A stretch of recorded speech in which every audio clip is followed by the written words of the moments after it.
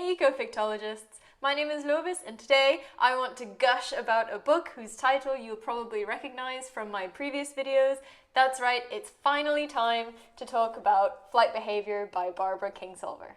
An actual book I can hold in my hands! A shock! I know, I do own paper books. You've probably heard me talk about it so often you feel like you've read it already, but indulge me. Barbara Kingsolver is one of those big names that gets mentioned all the time when you start talking about the genre of ecofiction. She was an ecologist herself, and that's very evident, I think, in this book in particular. I absolutely devoured this book. It took me like 4 days to read it. I couldn't put it down, and I'm so excited to share it with you, and yeah. Okay, let's just get into it.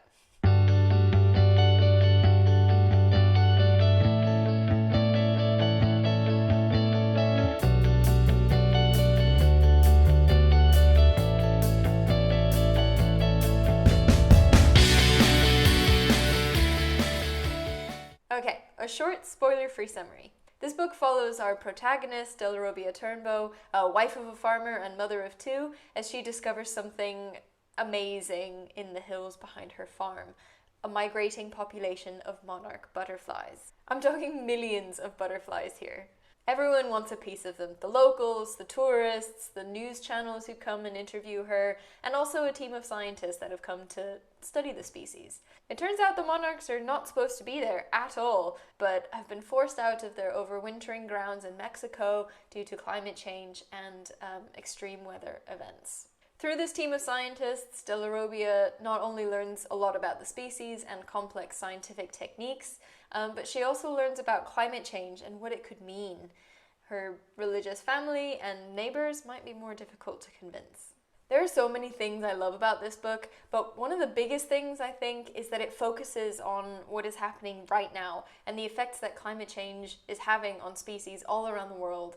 Kingsolver also does a wonderful job at teaching science by teaching it to Delrobia through this newfound friendship and fascination with the visiting scientists. There are some very complex methods and techniques and concepts that are explored in this book, but the reader is never lost because Delrobia is always there to ask exactly the question that's going on in your head, and the scientists are always happy to explain. And that's true in real life too. We are always happy to elaborate, and we love being asked about our work. Next time you hear a scientist, or actually any expert in their field really, talk about their work, really try striking up a conversation and ask that question that maybe you think sounds a little stupid, because I assure you it's not.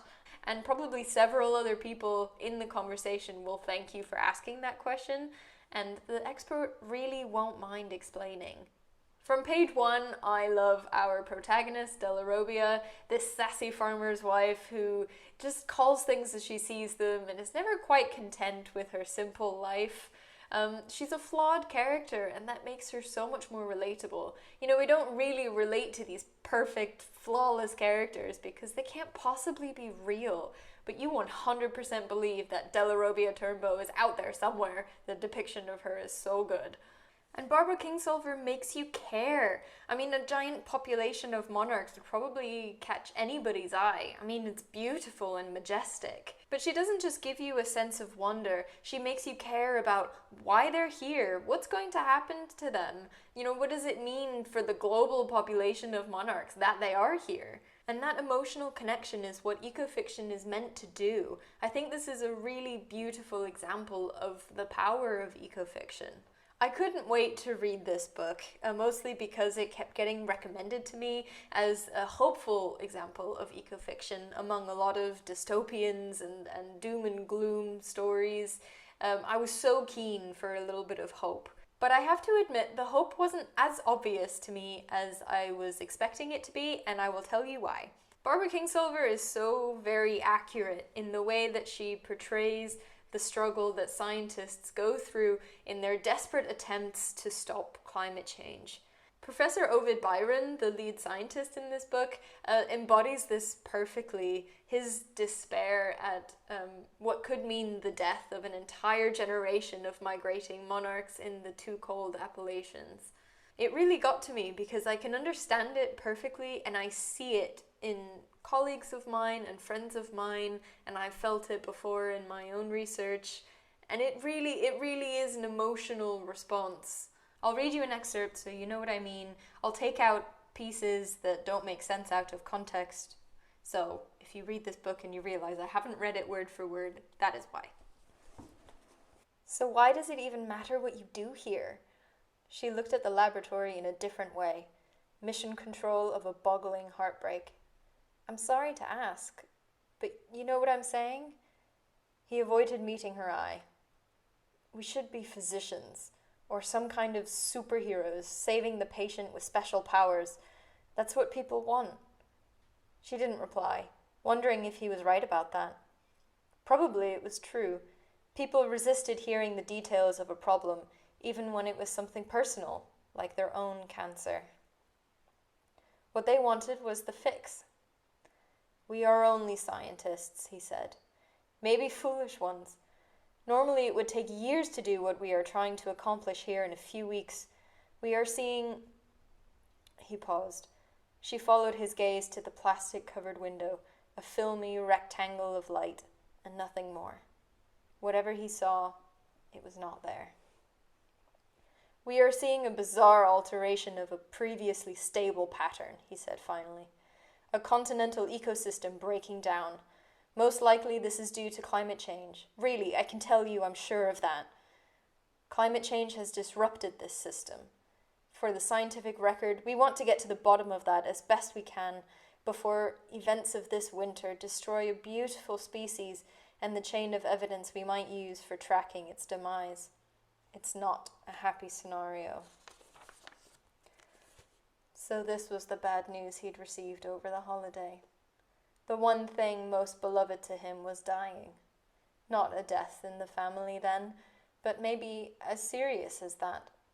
He'd chased this life for all his years. It had brought him this distance, his complicated system. She had only begun to know it. Now began the steps of grief.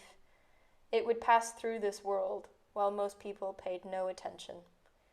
I'm sorry, she said. Maybe this only affected me so specifically because I am a scientist and I am a conservationist, and maybe it wouldn't be so apparent to someone else reading it, but I did want to highlight this point because I think it is another very important aspect to bridging the gap between scientists and the public.